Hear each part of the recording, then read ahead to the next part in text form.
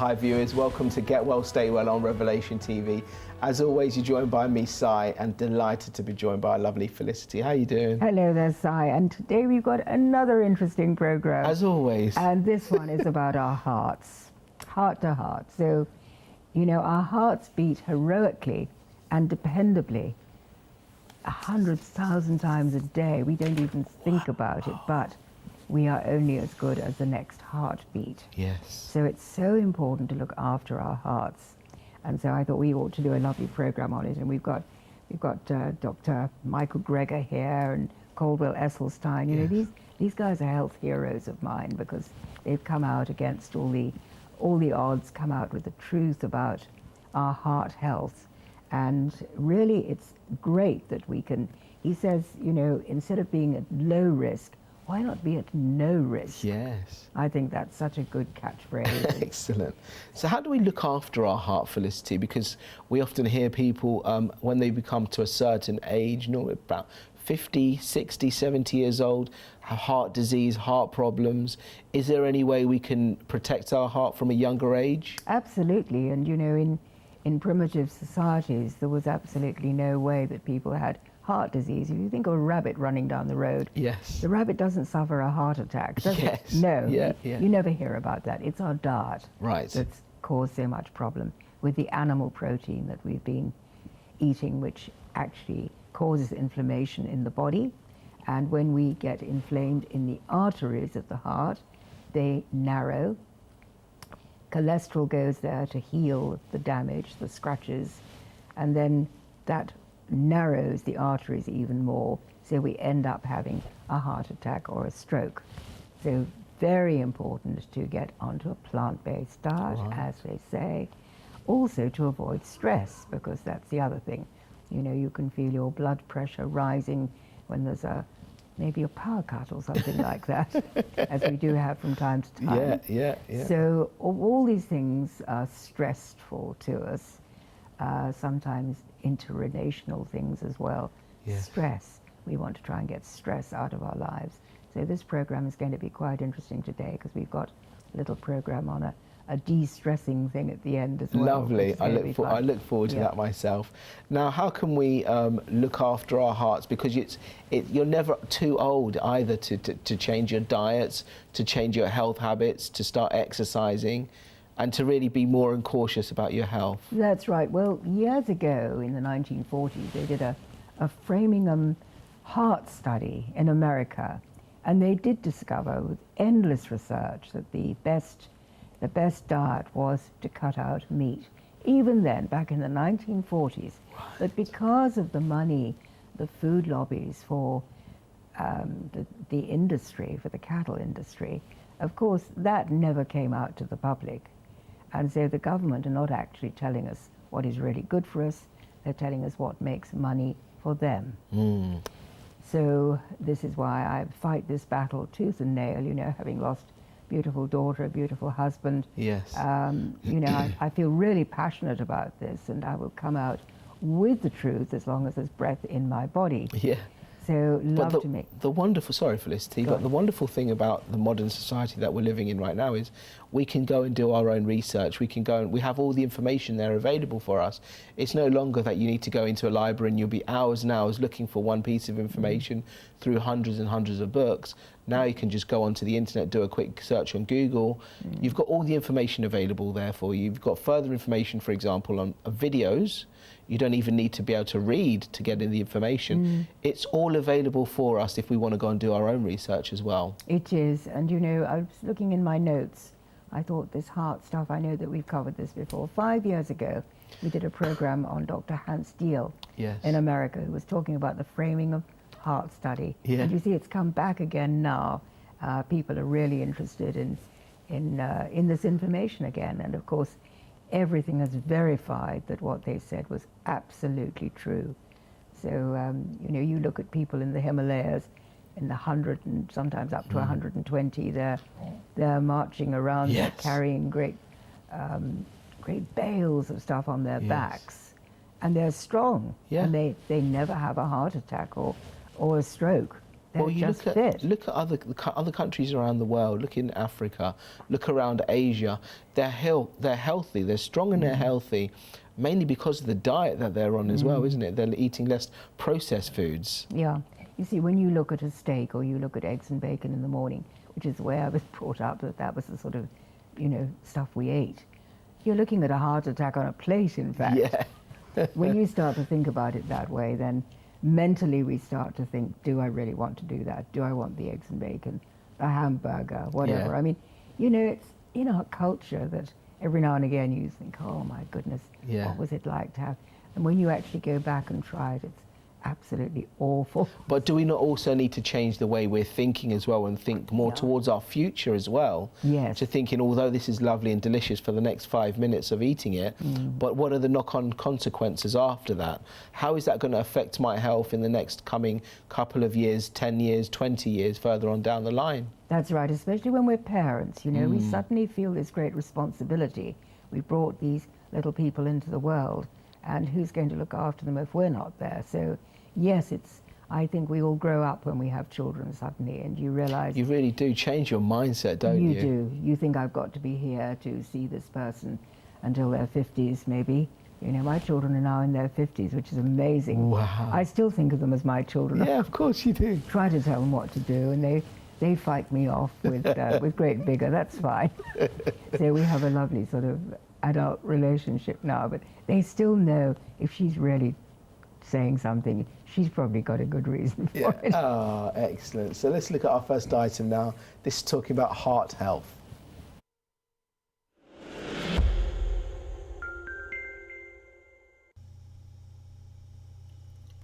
What if we don't want just low risk for a heart attack, but no risk? One great stumbling block has been that government and national health organizations appear to have taken the patronizing view that the public can't handle the truth and would rather this science be watered down.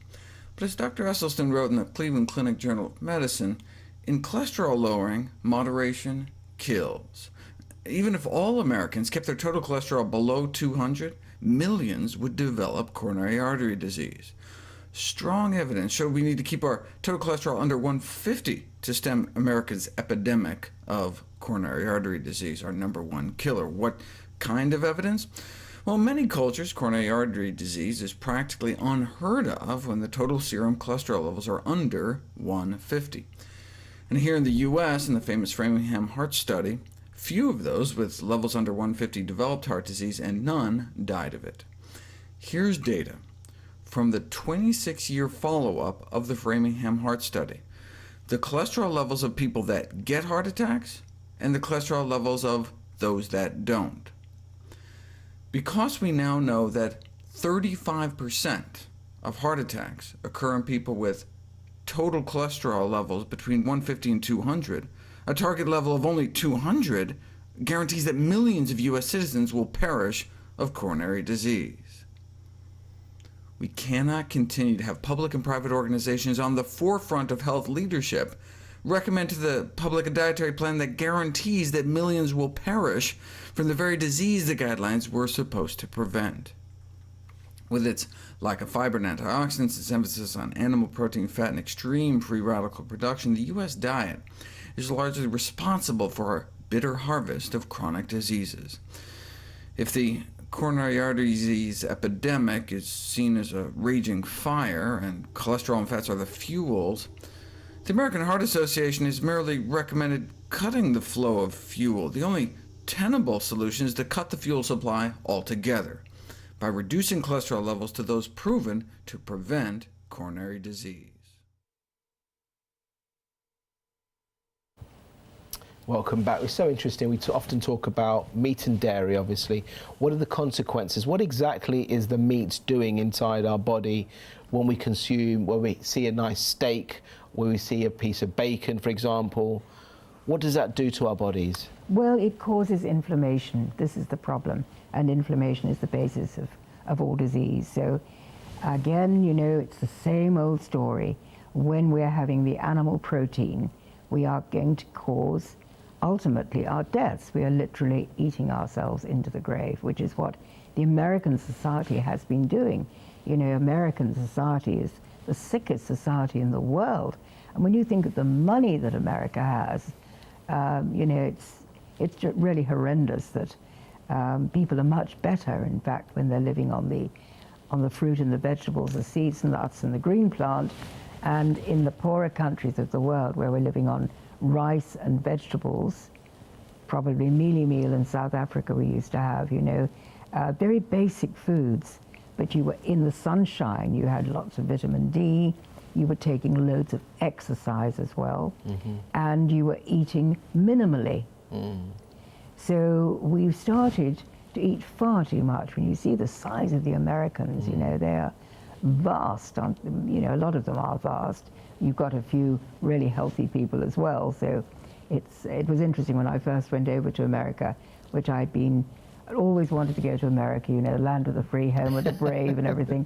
And then I saw the size of the people and I thought, what are they doing to themselves? How has times changed over the last several decades in the way of the introduction of everything is more computerized, the way that the job market is nowadays, of people are more in front of their desks, and they're not doing as much physical or manual labor as they were in the past. Obviously, that must have implications to our health as well. Definitely. When you think how sedentary our life is now, Si, you know, people are sitting, they're driving somewhere, they're driving to work. Americans, they go out for breakfast, you know, they drive in their car to have a breakfast served to them. They don't sort of cook at home or juice at home.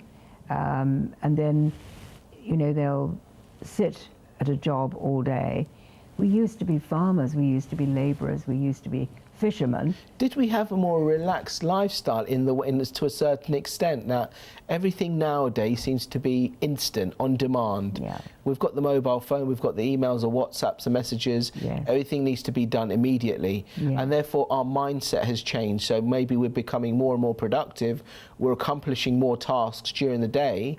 But that means we're having less time, obviously, to look after our own health as well. Definitely. When you think in the old days, when we were farmers, our grandparents, certainly on my side, and I think on your side, grandparents were farmers. Yes. And so the men were out in the fields, the women were doing an awful lot of physical work at home. You know, we didn't have washing machines for the clothes, for instance. Yeah. So it was physically very hard washing clothes. Yeah. And then you'd go out and you'd peg them out, you know, on the line. Yeah. Now, who does that anymore? I don't think many people do. Yeah. And so, yeah, we've changed to a very sedentary lifestyle, and it has been the downfall for many. And then, of course, you've got the stress. And as you say, you and I are getting emails all day long which require an answer. And I think you, like me, you just have to deal with it straight away.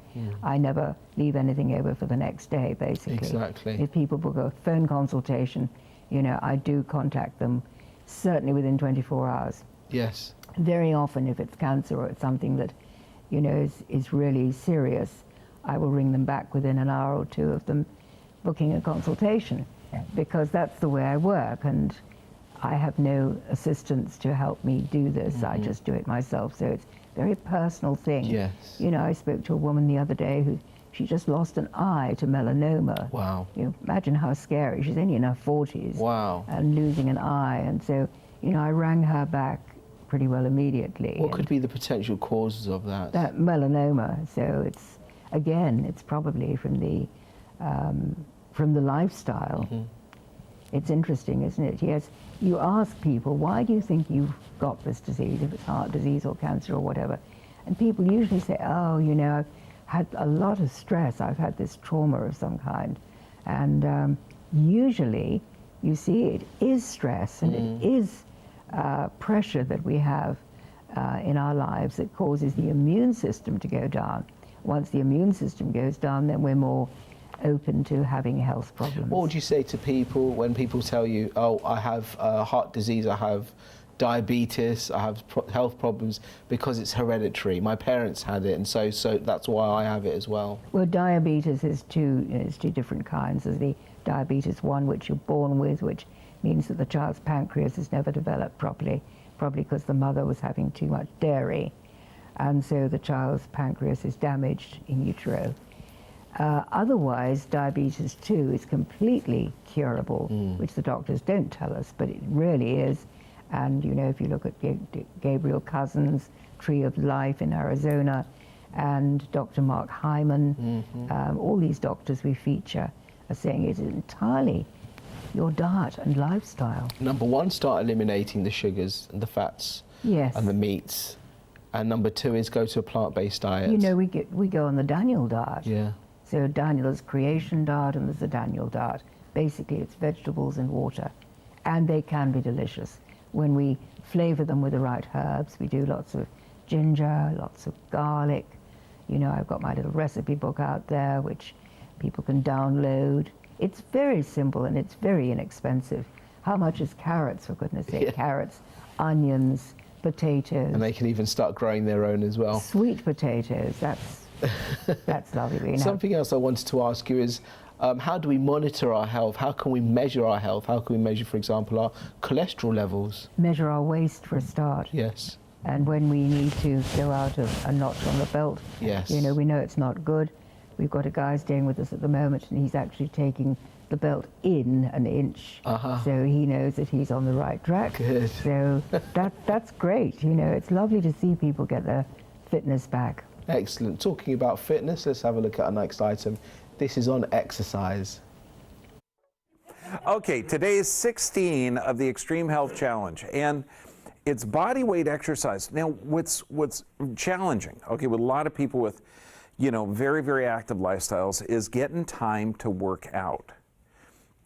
And I'm talking, you can do this so easy. I mean, you can do, I don't know, what kind of stuff could you do just standing? I'm guessing calf raises, standing far away or parking far away from a store, like from Costco. How about carrying the grocery bags? All of these are really, really simple. So, and you can even start, like, how many people here have had to put your hands up against a wall and feet leaning away from it? Okay, good. Yeah, I know you're from Brooklyn, of course. You know, it's like, yo, hi, officer. You know, they don't even need to tell you.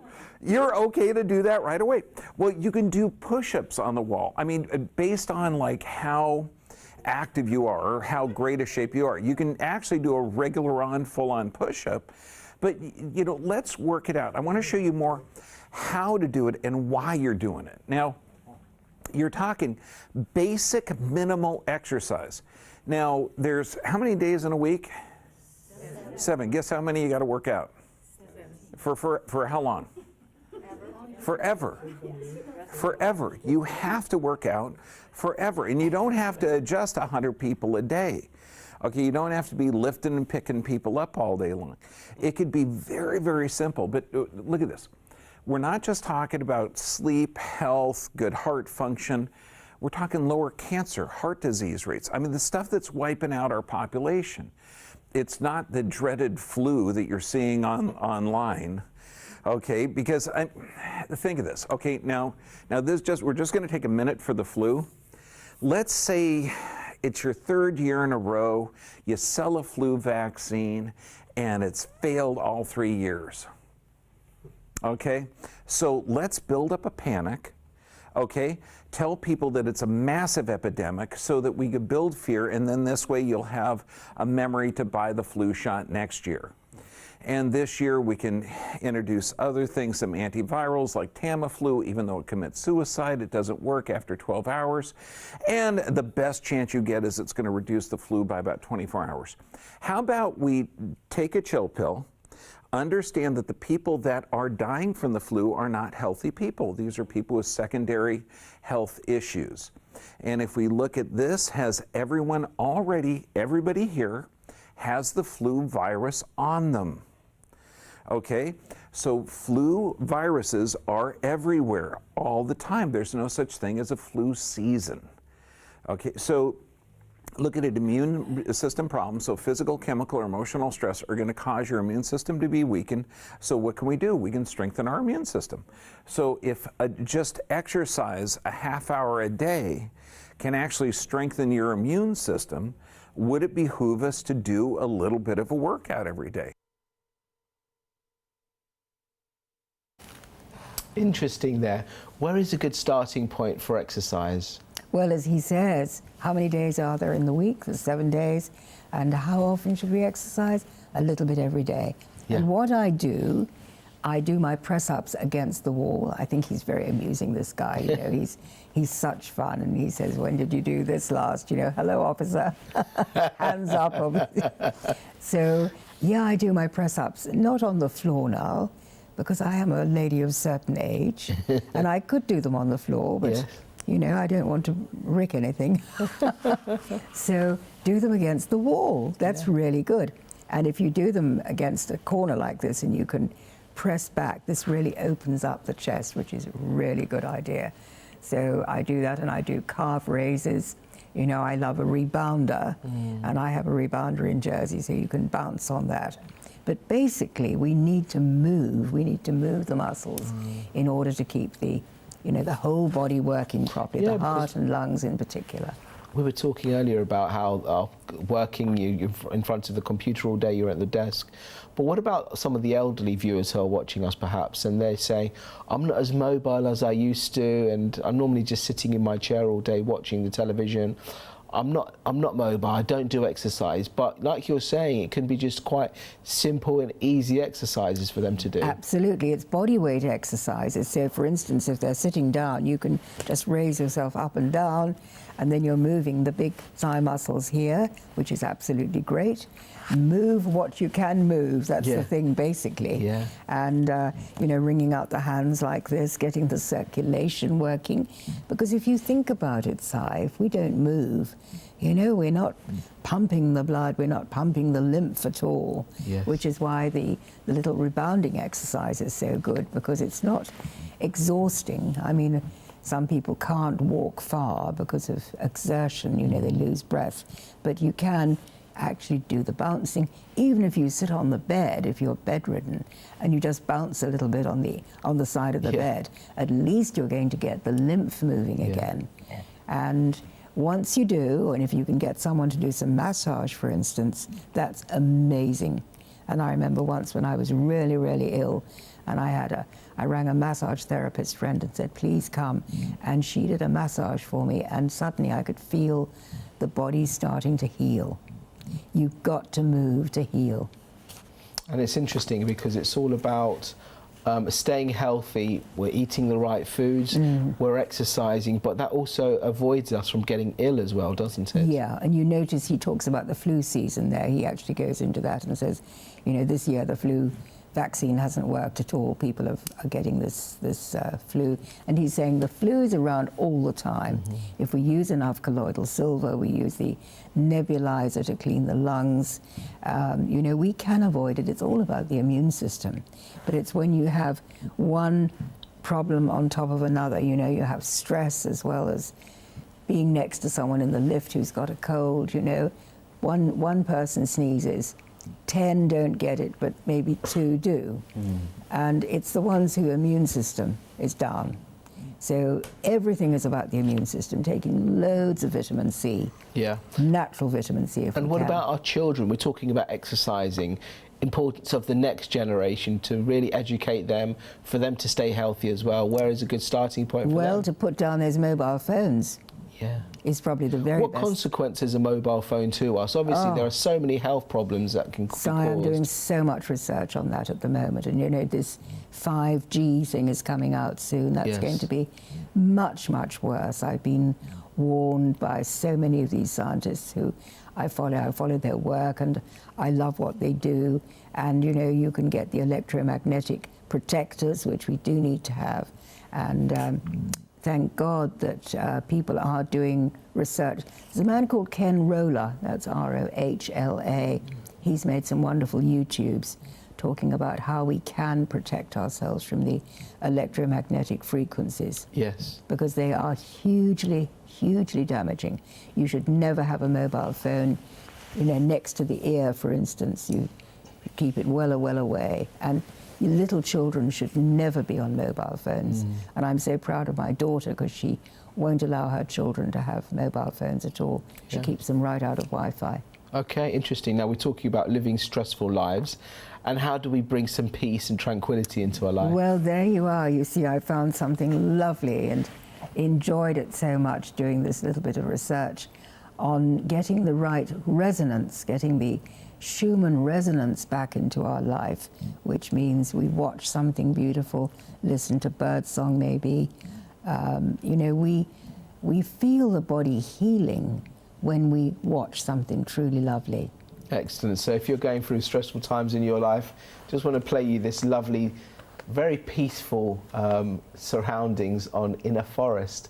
So just listen to this and disconnect from everything that you're doing right now. Here we go.